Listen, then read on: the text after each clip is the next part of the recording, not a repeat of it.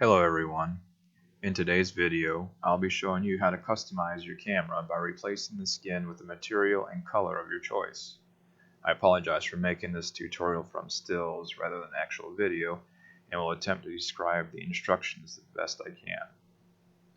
Here we have a Fuji X-A3 that came from the factory with a flag-themed vinyl skin.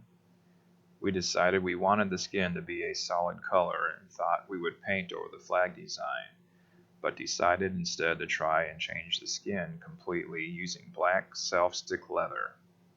We found this leather repair patch, and although slightly thicker than the original vinyl skin, it looks great installed on this camera. The only tools required are some sort of heat source, such as a hair dryer or heat gun, a sharp hobby knife, tape, scissors, and a thin flat object, such as a credit card or guitar pick, which will be used as a smoothing and tucking tool. The vinyl skin is attached with adhesive that will need to be heated up to make the removal easier. Using your heat source, warm the skin, being careful not to let the camera surface get too hot, which could cause parts to melt or damage the camera. Once the skin is warm, use your flat plastic tool or hobby knife to lift a corner of the skin and start peeling.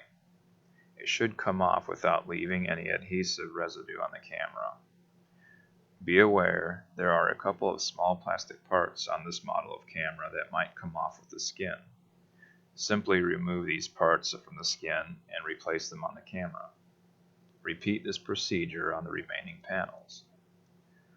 Once all of the skin has been removed, it's a good idea to wipe the bare camera surfaces clean with alcohol and allow to dry.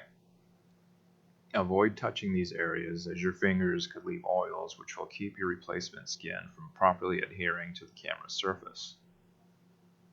Next, you'll need to use original skins as templates to cut the new panels.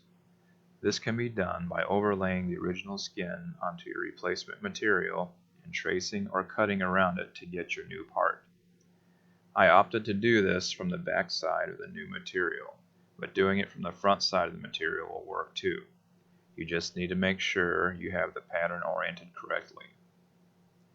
Once your new pattern is cut out, you might need to clean up the edges of any fuzz or strings before installing onto the camera. This can be done using the scissors or hobby knife. When all of your patterns have been cut, it's now time to install your new skin. Before peeling off the backing, check your new skin against your pattern to make sure it is exact. When peeling the backing, do not remove it completely.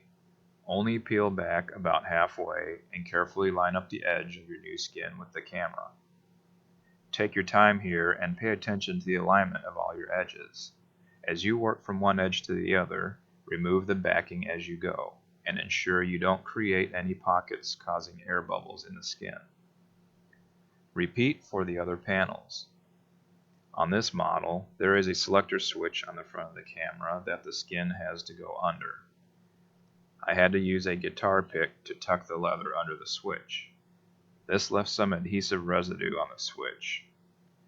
The residue was easily removed with alcohol. Once your panels are in place, use your plastic tool to smooth the newly installed skin over the entire surface. This also helps to ensure all of the adhesive backing is secure to the camera.